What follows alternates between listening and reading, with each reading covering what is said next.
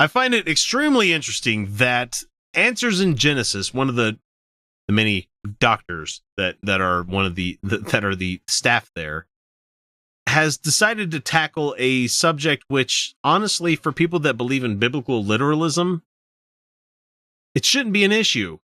Anyway, we have a doctor that's talking about Dr. Danny Faulkner, who is talking about flat earthers that have a problem with how North America is portrayed in a lot of the photographs that show up. What? Oh, okay. Yeah, and so he starts off his article here, and this is from Answers in Genesis. He says, as I've written previously, flat earthers deny that there are any satellites or astronauts. There is no ISS, and we haven't landed on the moon. So those photos and videos of astronauts in space must have been faked. So what do flat earthers think of NASA? Obviously not much. Flat earthers must insist that NASA is a sham organization that lied about everything it has supposedly done. Flat earthers spend considerable time and effort attempting to debunk all things from NASA.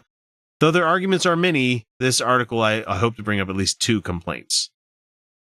So, one of their big things is that a lot of flat earthers claim that NASA is a play on Hebrew words where it's Nasha, Nasha, where it's a translation of the Hebrew word for deception or to deceive somebody.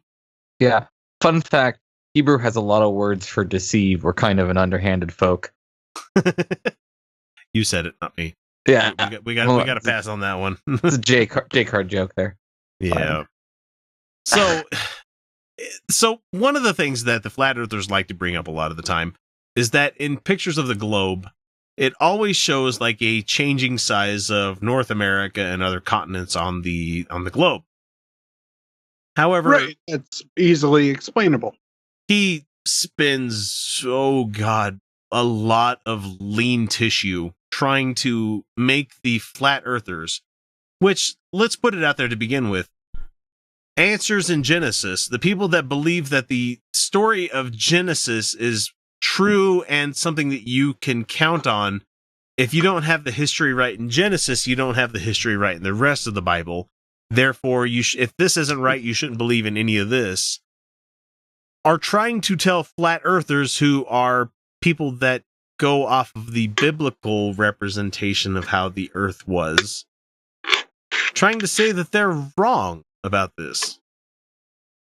But anyway, he goes through and he spends a lot of this article, taking pictures of a globe that he has with different focal lenses that he has built based on his camera.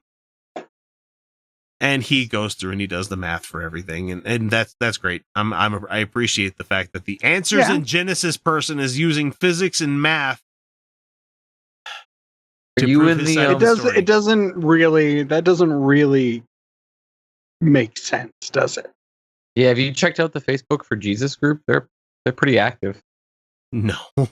I mean, I'm sorry, the Flat Earthers, the Facebook Flat Earthers for Jesus group. This is a big thing. They're big into the idea of combining young Earth creationism with flat eartherism as a sort of 2-for-1 deal. I mean, conspiratorial mythology's got to evolve in the modern world. You know, you gotta mix and match. There's a 2-for-1 deal on the conspiratorial crazy. Sure. Yeah. No, it works. They dovetail together pretty well. Have we not reached a point? Really. I mean, what will it take, honestly, to have like a flat earther believe something that? I mean, they're not going to listen to you, Mr. Answers in Genesis, because they're not listening to the people that say that NASA's a thing. They're not listening to the people that say that all of the science that we put out there is actually a thing. What is it going to take for the flat earther to believe that the Earth is not flat? Launching one of them into space. You know, I mean, honestly, that's what it would take. I'm convinced that the best method is to take all conspiracy theorists and put them into middle management for like a while. Because I don't need all of this math. Just completely destroy their will to live. We'll just completely destroy their belief that a large bureaucracy could keep something like this a secret. Like that any amount of organizational consistency and capacity like this could be maintained. Like I don't need the math. All I need the math is Like if there are more than 5 people who know a thing, it will become public. Oh, just conscript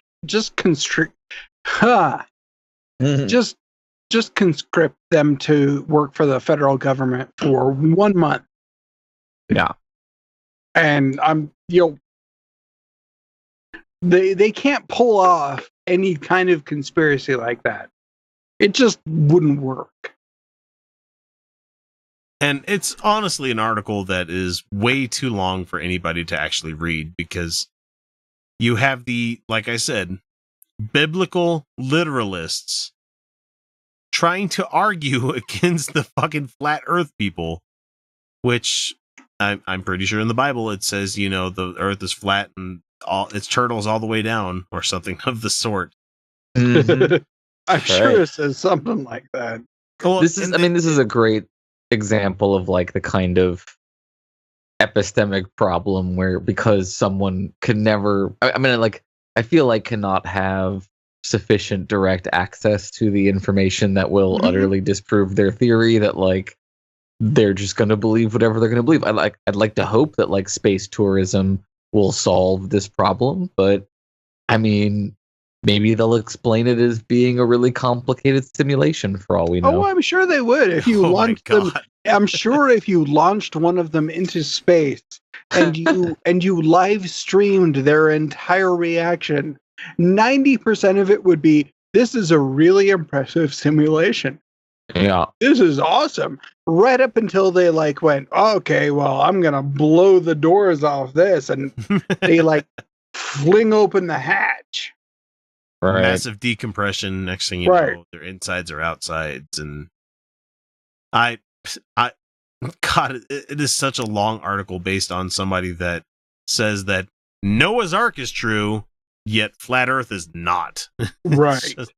We got a lot of physical evidence about that Noah's Ark thing, whereas like, there's just dirt. We don't know what shape the dirt is.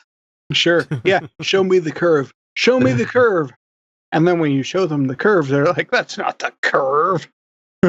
That's just perspective. Okay.